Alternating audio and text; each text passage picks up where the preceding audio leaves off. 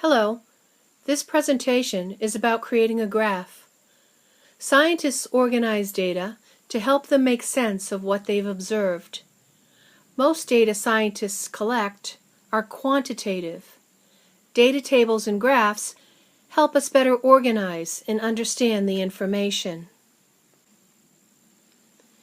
This presentation will use two mnemonic devices to help your brain better recall the information. The first one is to remember the word tails.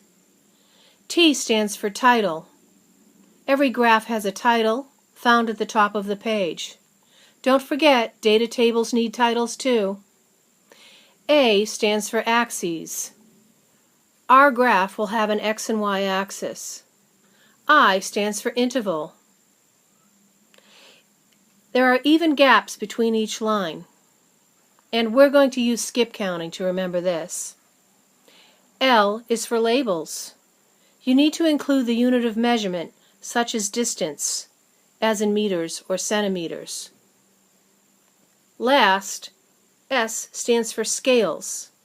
This tells how much or how many of a given unit is being measured. Another mnemonic device is to remember the words dry, mix.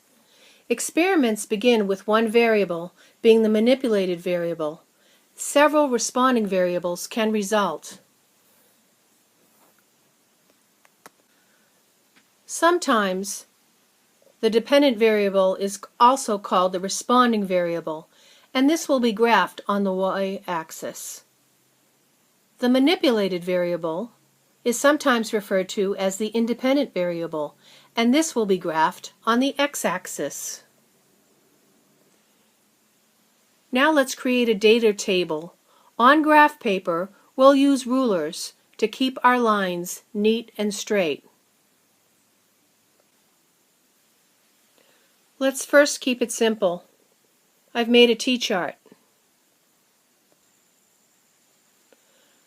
The left column of the data table records the manipulated variable, and in this case, it's the number of weeks. The Y column of this data table is recording the responding variable, and in this case, it is recording the weight lifted, measured in pounds. You should know I'm a stickler when it comes to neatness, and I'm recommending that you use a ruler to draw in the remaining lines of your data table. Even though there are lines in the graph, it just looks a lot better.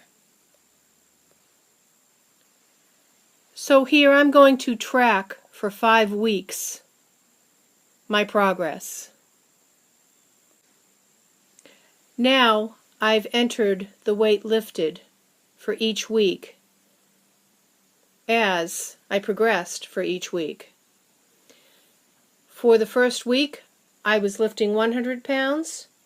After 5 weeks, I steadily lifted 160 pounds. Do you notice any patterns yet in the data? Pause this video and think about it. If you said that there was a measurable increase of 15 pounds each week, you're right. Okay, now let's talk about line graphs. Line graphs are used to show trends and track progress over time. For example, let's look at another experiment. This one involves measuring the growth of 2 plants over the course of 10 days. My title is going to be at the top of the page, and notice that the title references both the manipulated and the dependent variables. Now it's time to create our y and x-axis. The x-axis is for the manipulated variable, and the y-axis is for the responding variable. You know what? Here's a neat trick. This is the y-axis. See the long tail of the y? And over here is the x-axis. I've added my numbers for both the x and y-axis first, and I'll add my labels to the outside. If you notice that for the x-axis, my interval is by ones. I'm skip counting by ones. 1, 2, 3, 4, 5, 6, 7, 8, 9, 10. For the y-axis, I'm skip counting by 2's. 2, 4, 6, 8. My intervals for the y-axis are intervals of 2. Now I'm going to add my labels.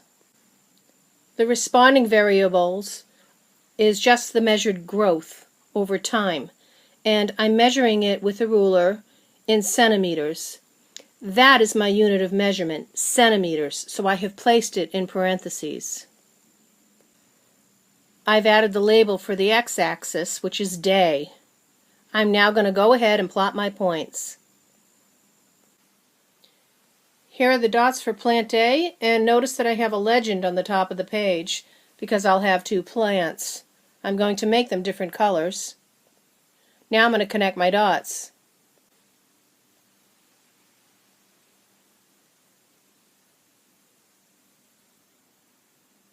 Now on to plant B.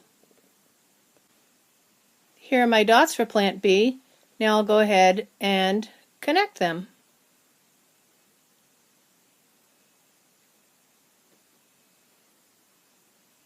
Done.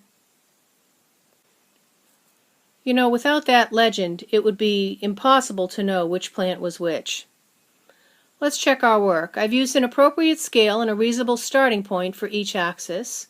I've labeled the axes. I've plotted the data. I've chosen a title that names both the manipulated and the responding variable. The final step of investigation is to analyze the data. Okay, so finally, with the data table, you can organize the data you collect. Once you've recorded your data on a data table, a line graph can be made from that data. A line graph shows data as a line on a grid.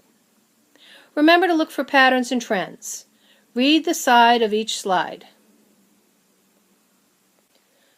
When you make your conclusion, be sure to pull out and explain by citing examples. For example, this car traveled for 4 hours. After 1 mile, it traveled 50 miles. I'm noticing that it's doubling its distance with every hour. That's a pattern or a trend. You know, more than one conclusion is usually necessary to summarize a data set. In review, remember tails and dry mix. Review this video as often as needed. Thank you so much for watching and listening.